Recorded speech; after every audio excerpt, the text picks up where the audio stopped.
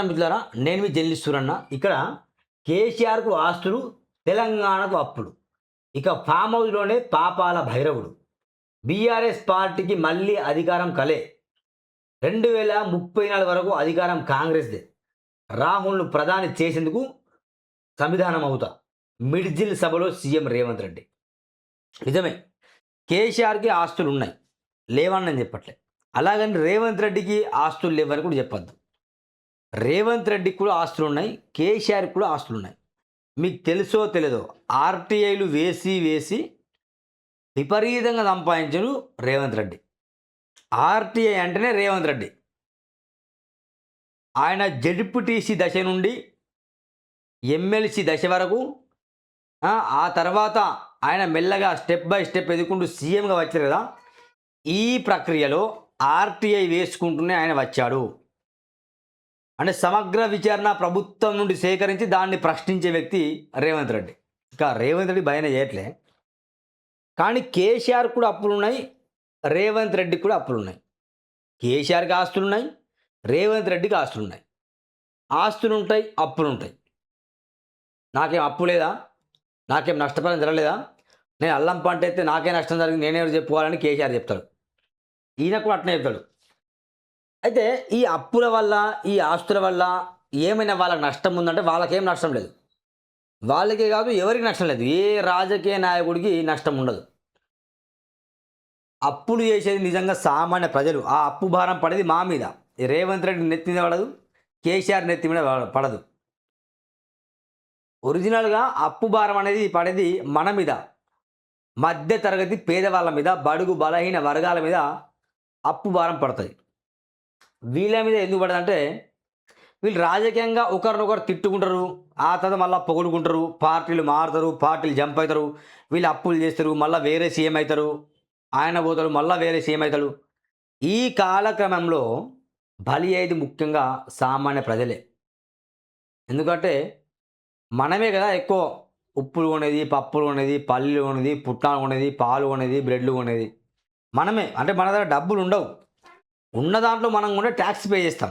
ఇంకా వీళ్ళకి అవసరం, వీళ్ళ బాగా డబ్బులు ఉంటాయి, అప్పుల కంటే ఆస్తులు ఎక్కువ ఉంటాయి, బినామీలు ఉంటాయి, వ్యవసాయ భూములు ఉంటాయి, విల్లాలు ఉంటాయి, ఫామ్ హౌస్లు ఉంటాయి, అన్ని వీళ్ళకి ఉంటాయి. కాబట్టి వీళ్ళకి ఎలా నష్టం లేదు. అప్పుల వల్ల, ఆస్తుల వల్ల నష్టం మొత్తం సామాన్య ప్రజలకే.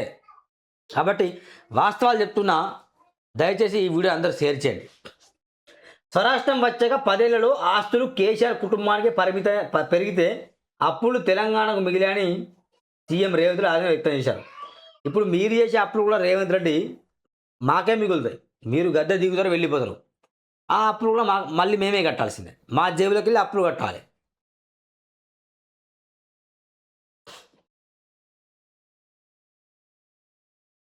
(2034) వరకు రాష్ట్రంలో ఉండేది కాంగ్రెస్ ప్రభుత్వమేనని మరోసారి స్పష్టం చేశారు. అలాగే వచ్చే ఎన్నికల్లో రాహుల్ ఈ దేశానికి ప్రధాని కావాలని, అందుకు తాను సమిధం అవుతామని ప్రకటించారు. తన రాజకీయ ప్రస్థానం 20 ఏళ్లు పూర్తయిన సందర్భంగా శనివారం మహబూబ్ నగర్ జిల్లా మిడ్జిల్లో ఏర్పాటు చేసిన కృతజ్ఞత సభలో సీఎం రేవంత్ రెడ్డి పాల్గొని మాట్లాడారు.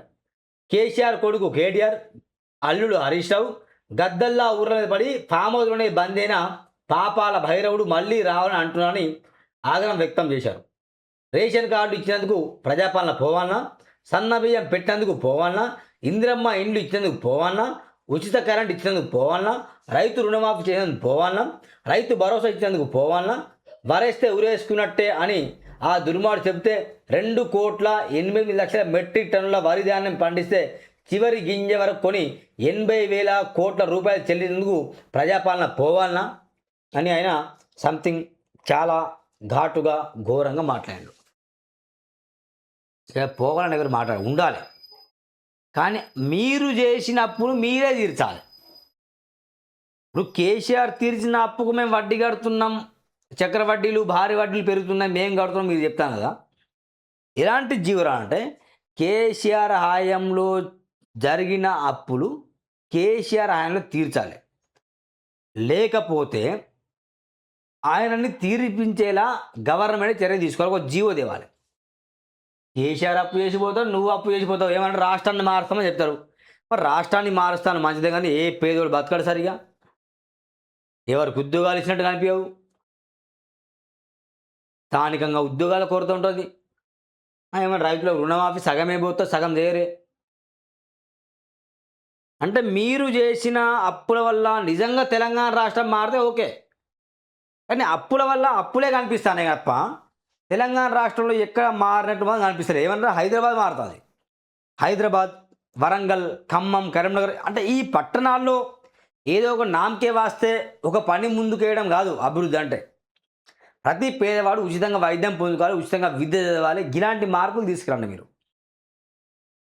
ఈ 20 ఏళ్ల ప్రయాణంలో రేవంత్ రెడ్డి గారు తను సక్సెస్ అయిన కానీ తన ప్రజల్ని సక్సెస్ చేసిండా? ఉమ్మడి మహబూబ్నగర్ జిల్లాను ఎందుకు మరి పేదరికంలో నుండి వెళ్ళగొట్టలేకపోయాడు? అంటే రాజకీయ ప్రస్థానంలో రేవంత్ రెడ్డి సక్సెస్ అయిన కానీ తన ప్రజలు సక్సెస్ కాలే. ఏ నాయకుడైనా సక్సెస్ అయితే అది సక్సెస్ ఆయనకే పరిమితం.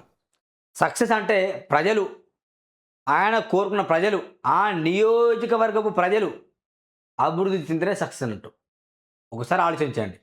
కేసీఆర్ అప్పులపైన, రేవంత్ రెడ్డి అప్పులపైన, వాళ్ళ ఆస్తులపైన, వీళ్ళ ఆస్తులపైన చర్చే కాదు.